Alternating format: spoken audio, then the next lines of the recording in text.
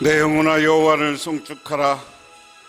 여호와 나의 하나님이여, 주는 심히 위대하시며 존귀와 권위로 옷을 입으셨나이다.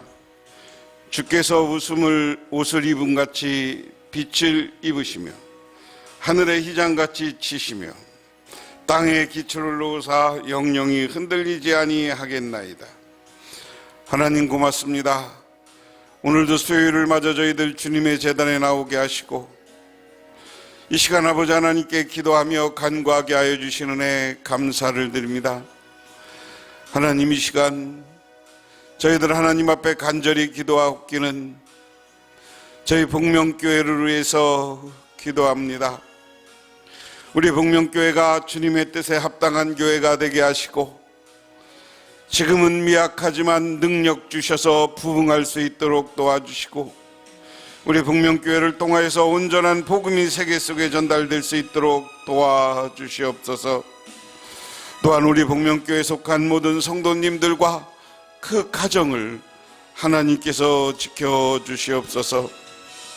우리 교우들이 자녀들과 자손들을 위해서 기도할 때 그들의 인생과 그들의 삶이 빛나는 인생이요 부요한 인생이요 거룩한 인생이 되게 하옵소서. 또한 아버지 하나님, 이 시간 간절히 바라옵기오는 온 세계 속에 지금 처해 있는 위기가 속히 극복되게 하옵소서. 병마가 물러가게 하옵소서. 오늘도 오늘 기도의 말씀을 통하여서 우리가 은혜 받게 하옵소서. 예수님 이름 받들어 기도드리옵나이다. 아멘. 다니엘 2장 1절부터 49절 구약성경 1232쪽부터 있습니다. 이리 한 마리가 풀밭에서 한가로이 풀을 뜯고 있는 나귀를 보았습니다. 이리는 적당한 거리까지 접근해서 잡아먹을 듯한 기세로 달려들었습니다. 그러자 나귀는 얼른 절름발이 신용을 했습니다. 그러자 이리가 물어요. 자네 왜 다리를 쳐는가 하고 물었습니다. 울타리를 뛰어넘다 가시를 밟았네. 그러니 나를 잡아먹기 전에 가시를 먼저 빼게. 그렇지 않으면 가시가 네 목에 걸릴 걸세. 나귀는 능청맞게 아픈 신용을 해 보였습니다. 나귀의 이야기를 수긍한 이리는 자기가 함정에 빠진 것도 모르고 나귀의 뒷발을 들어올려 곳곳에서 가시를 찾았습니다. 이때 나귀가 발길질로 이리를 팍 차버렸습니다. 그러자 이리의 이빨이 다 부러졌습니다. 놀라움과 아픔으로 정신이 나간 이리는 와락 꽁무니를 빼면서 중얼거렸습니다. 이렇게 되어도 싸지. 아버지가 물려준 백정일이나 열심히 했어야지.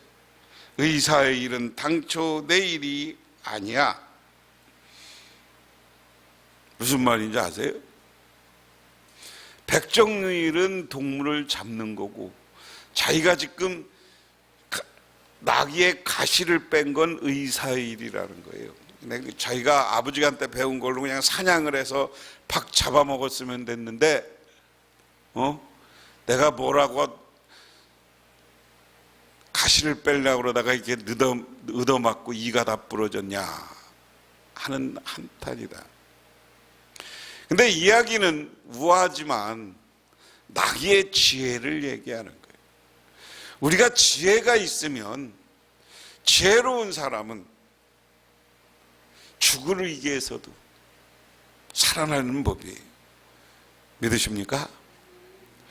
왜 제가 이야기를 하냐? 오늘 본문은 본문은 다니엘이 지혜로워서 하나님이 지혜를 줘서 하나님으로부터 다스림을 받았다. 하나님으로부터 높임을 받았고 바벨론을 다스리는 사람이 되었다. 자, 오늘 이야기의 전제를 먼저 얘기하겠습니다. 이 그림은 이따가 설명하고요. 오늘 이야기는 그런 이야기예요.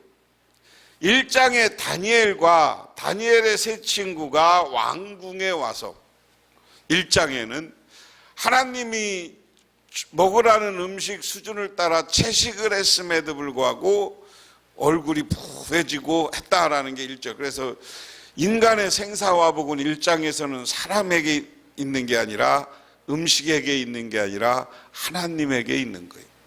믿으십니까? 하나님의 지시대로 먹었다는 게 중요한 거 1장에서도. 그런데 오늘 말씀에 보면 결론적으로 나중에 이 다니엘이 총리가 된 거면 이거 세월이 꽤 지난 다음에 이야기죠. 어른이 장년이 되었을 때 이야기일 겁니다. 어느 날 느부갓네살 왕이 꿈을 꿨어요. 근데 꿈을 꿨는데 도저히 이해가 안 가. 그래서 이게 무슨 뜻인가 하고 근심한 거예요. 근심하고 있는데 그러고 나서 이제 자기들이 그러고 와서 이제 신하들을 부르는데 신하들 중에 여기 술객을 불렀다. 다니엘이나 이 사람들을 다니엘도 술객이죠. 이제 이 느부갓네살이 각 나라에서 온 똑똑한 아이들을 어려서부터 왕궁에서 교육하고 가르친 거야. 그래서 이 사람들에게 좋은 공부한 걸 가지고 좋은 의견을 듣고자 이 사람들을 키운 거죠. 그런 면에서는 느부갓네살이 상당한 요즘 말로 하면 독재자임에도 불구하고 교육에 최고로 신경을 쓴 거예요. 다니엘 얘들 같은 여러 나라에서 포로로 데리고 온 애들 중에 지금 귀족이고 머리가 잘 돌아갈 만한 애들 데려다가 공부시킨 거예요. 그리고 자기가 술객이라는 말은 뭐냐면 그 지혜를 가지고 배운 걸 가지고 좋은 이야기를 해주고 정책을 만들어내고 요즘 얘기하면 아이디어 뱅크인 겁니다. 아이디어 뱅크. 이런 지혜가 있어야 된다는 거예요, 지도자는. 근데 그런 지도자는 오늘 느부갓네살은 그런 걸 미리 알아서 지금 이게 뭐냐면 지금으로부터 2500년 전 일이에요. 2500년 전에도 느부갓네살은 상당한 독재자였지만 인재를 키울 줄 알았다. 그래서 오늘 묻는 거예요. 야, 그런데 꿈을 꿨는데 내가 니들 공부시켰으면 내가 지금 무슨 꿈을 꿨는지 알아맞혀라. 이 술객이라는 것은 술객과 제사장은 그들의 신 앞에서 절하기도 제사장들도 있고요. 다 각자 그 우상을 믿었거든요. 다니엘도 하나님을 믿는 사람이 그랬고 니들 하나님한테 기도하든지 뭘 니네 신한테 하든지 지혜를 갖고 와라. 그러지 않으면 너희들을 다 쪼개버리겠다. 쪼개버리면 칼로 죽이겠다. 그리고 너희 집은 뭐로 만든다? 거름 덩어리로 만든다. 그러니까 얼마나 위험한 거예요. 그러고서 이미 그것을 해석 못한다고 죽여. 야, 대단한 독재자죠. 그런데 다니엘이 그런 모습을 보면서 그 다음에 이제 다니엘도 물어서 죽이려고 하는데 다니엘이 요즘 말하면 경호실장 경비대장한테 우리 왕 요즘 왜 사람들을 그렇게 잡아다가 다 독치고 죽입니까? 그러니까 야, 지금 왕이 꿈을 꿨는데 그 꿈을 알아내. 무슨 꿈 꿨는지 가르쳐 주든지 무슨 꿈인지 가르쳐 주지도 않고 내가 무슨 꿈 꿨는지를 니들이 알아맞히고 그 꿈에 대해서 해석해라. 그리고 나니까 다니엘이 집에 가서 기도한 거예요. 자기 친구와 야, 우리 하나님 앞에 기도하자. 하나님 앞에 기도하니까 하나님이 그것에 대해서 열심히 그러면서 18절에 하늘에 계신 하나님이여 이 은밀한 일에 대하여 불쌍히 여기사 다니엘과 친구들이 바벨론의 다른 지혜자들과 함께 죽음을 당하지 않게 하시기를 그들로 하여금 구하게 하니라. 야, 우리도 그거 해석 못하고 그거 내용 못하면 죽어. 그러니까 하나님 앞에 기도하자. 그리고 열심히 기도한 거예요. 기도하니까 하나님이 그것을 보여줬어요. 환상 중에 그 왕이 무슨 꿈을 꿨나, 느부갓네살이 무슨 꿈을 꿨나 보여줘. 그것을 보고 나니까 20절에 다니엘이 말하여 이르되 영원부터 영원까지 하나님의 이름을 찬송할 것은 지혜와 능력이 있습니다. 그리고 하나님이 가르쳐 주니까 하나님을 찬양해. 그리고 나서 그 꿈은 뭐야? 꿈이 어디 있어요? 여러분에게 보여준 거 이런 꿈을 꾼 거야. 그 다음에 이제 꿈과 해석이에요. 임금님, 머리는 금이고 그 다음에 가운데 몸통은 은이고, 그 다음에 밑에 하체는 노시고, 그리고 다리는 철이고, 다리는 철이네. 그리고 여기 발은 진흙과 철로 된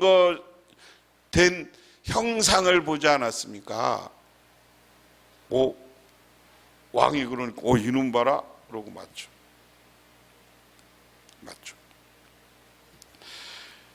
자, 그리고서 쭉 읽어보면 뭐라고 하느냐면,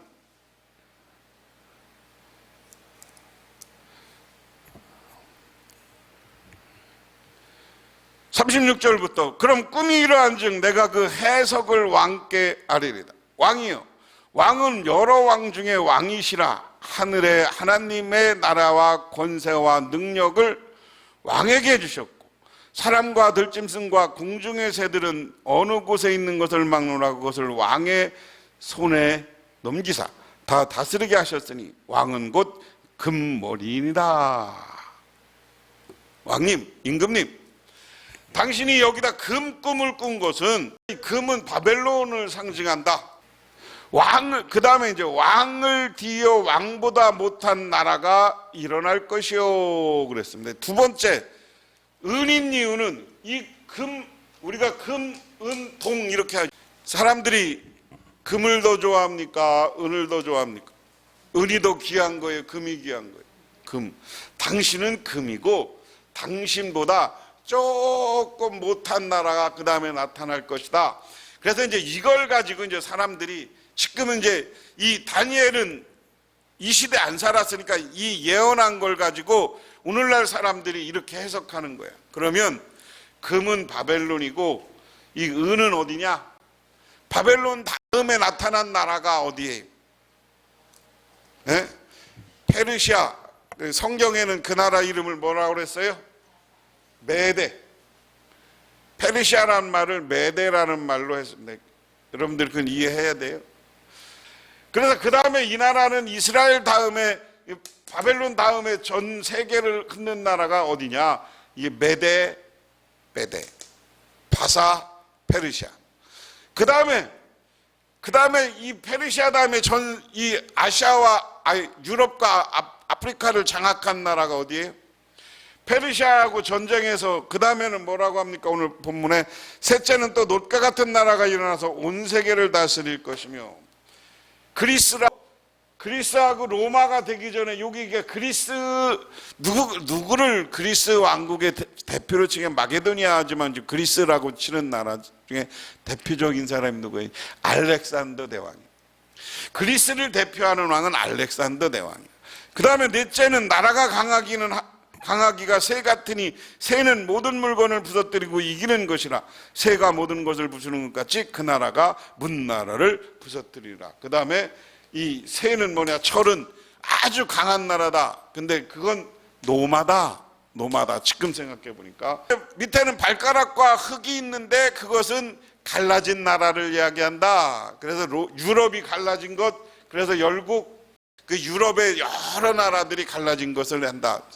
세계 대제국이 지금 안 나타나잖아요. 이렇게. 근데 이것은 뭐 이렇게 이게 맞을 수도 있고 안 맞을 수도 있고, 이건 오늘날 이제 많은 학자들이 이렇게 분석을 해내는 거. 근데 여러분들이 조심할 건, 다음에 에스겔을 하겠지만 에스겔을 요한계시록처럼 특별 계시로 봐서 이것을 가지고 이제 열국 시대가 왔으니까 곧 종말이 온다. 다니엘 이런 것을 뭐 또 70일에 뭐 그 뒤에 나와요. 이런 걸 또 요한계시록하고 해서 종말론을 주장하는, 내가 다음 주에 그 표 보여줄 거예요. 그런 사람들이 있어요. 하지만 우리는 예수님이 재림한다는 건 믿지만 꼭 누구처럼 올해부터 환란이 와서 6년 후, 7년 후 이런 말은, 이런 해석은 틀린 해석이다. 성경입니다. 그래서 오늘 말씀을 통해서 우리가 생각할 것은, 그 다음에 이제 그것을 왕이 지혜를 줬다 그러니까 느부갓네살 왕도 다니엘이 믿는 하나님을 찬양해. 그리고 다니엘이 이 하나님이 준 지혜, 하나님이 준 꿈 해몽 때문에 왕이 자기들 바벨론 지역을 다스리는 총리를 세워. 그런데 다니엘이 어떻게 했냐? 아니 그게 아니라 내 친구, 지혜로운 친구 셋이 있는데 얘들을 세 군데로 나누어 지방관으로 보내서 얘들도 그 지역을 같이 다스리게 해주십시오. 그러니까 왕이 그 사람 3명한테도 그런 것을 인정해 줬다, 그 얘기입니다. 그래서 오늘 말씀은 이야기를 통해서 우리가 잘 생각할 게 있어요.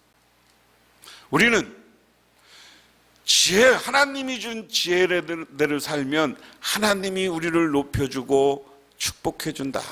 제가 이야기 예화로 여러 번 말씀드린 것 중에 그 이야기가 있어요. 중국에 제나라라는 나라가 있었고 거기에 황공이라는 왕이 있었어요. 그 왕이 옆에 중국도 조그만 나라가 많았잖아요. 고죽이라는 지역을 토벌하고 전쟁을 하러 출정을 했습니다. 그래서 봄에 출정하여 겨울이 되어서야 귀환하게 되는 연구로 주위의 풍경이 새로웠습니다. 그래서 가서 전명하고 봄에 전명하고 가을에 돌아오는데 가을에 낙엽이 지고 하니까 봄 풍경하고는 다르잖아요. 그래서 오다가 길을 잃어버렸어요. 길을 잃어버렸는데 이때 마침 중신이었던 관중과 스뽕이 환공을 수행하였어요. 그러니까 뭐라고 했느냐? 왕이시여, 늙은 말을 그냥 풀어주십시오. 늙은 말이 풀어줘서 늙은 말만 따라가면 우리가 귀환할 수 있습니다. 그래서 정말 늙은 말을 풀어줬더니 늙은 말이 그 왕들을 인도해서 잘 돌아왔다. 왜 그래요? 모든 동물은 귀소 본능이 있어요. 자기 집으로 돌아오는 게. 우리도 어려서 한 번은 우리 소가 어디, 송아지가 소랑 어디 도망갔어. 암만 찾아도 없어. 근데 재밌는 거는 그래서 찾다 못 찾아서 어디로 갔나 찾다 못 찾아서 저녁에 그냥 대문 열어놓고 외양간을 열어놨더니 그 다음날은 보니까 소가 외양간에 와 있더라고. 가끔 그런 경험이 있죠. 자기 새끼가 튀니까 엄마가 새끼 데리고 간 거예요. 그러니까 막 튀어서 이산저산 다니면서 풀 뜯어 먹다가 저녁이 밤중 깜깜해지니까 새끼 들고 집으로 왔더라고. 그것처럼 말을 보내니까 이런 지혜로운, 아까 얘기한 것처럼 지혜로운 참모를 잘 활용하니까 그 지혜를 받아들이니까 성공했다. 그리고 얼마 후에 산길에 들어서는데 마실 물이 없어서 모두가 기갈에 허덕이가 되었습니다. 이때도 역시 스폰과 황공이, 개미는 겨울에 산의 남쪽에, 여름에는 산의 북쪽에 서식하는 습성을 지녔습니다. 개미집 아래 8자를 파면 거기 반드시 물이 있다고 들었습니다. 그래서 산기슭 남쪽으로 돌아 개미집을 찾아 보는 것이 좋겠습니다. 그래서 그대로 하였습니다. 개미집을 찾고 개미집에서 8자를 팠더니 물이 펑펑펑 나와서 그 군인들이 해가라고 다 물을 마시고 뒤에 돌아올 수 있었다. 이야기는 뭐냐면 관중이나 스폰같이 지혜로운 사람들, 자기가 없을 때는 동물에게 묻고 개미를 찾고 말을 의지해서 들어왔다. 이게 하나님 지혜라는 거예요. 그래서 우리는 이야기는 뭐냐면 우리가 모르는 것은 창피한 게 아니야. 모르면 아는 사람한테 물으면 되는 거예요. 아니면 동물한테도 물어야 되는 거예요. 느부갓네살 왕은 맨 처음에는 과격했지만 오늘 이 다니엘과 세 친구는 자기들이 위기에 빠졌을 때 하나님께 물었어요. 하나님께 기도했어요. 그러니까 하나님이 지혜를 주셨고 하나님이 환상을 보여줘서 그 왕을 잘 꿈을 해몽해서 왕이 구약 성경에 있는 요셉처럼 오늘 다니엘도 바벨론의 총리가 되고 바벨론을 나누어서 세 친구와 다스리는 위대한 삶을 살게 되었는 줄 믿으시기 바랍니다.